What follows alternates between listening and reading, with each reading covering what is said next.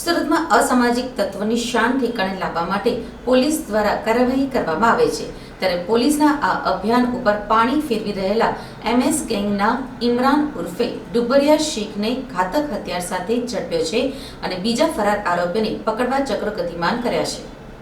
એસઓજીને મળેલી બાતમીના આધારે વોચ ગોઠવવામાં આવી હતી. એ દરમિયાન લિંબાયત કમરુનગર તૈયબાસ મસ્જિદ પાસેથી ઇમરાન ઉર્ફે ડુબરિયા તાહિર શેખને ઝડપી પાડવામાં આવ્યો છે. આ આરોપીઓએ તેની MS ગેંગ સાથે મળીને ગત 25મી એપ્રિલના રોજ રાત્રિના આશરે 11 વાગ્યે અનવરનગરમાં હથિયારો સાથે તોડફોડ કરી હતી. પોલીસ દ્વારા થોડા દિવસો અગાઉ હથિયારો લોકો સ્વયંભૂ જમા કરાવે તે માટે અભિયાન હાથ ધરવામાં આવ્યું હતું.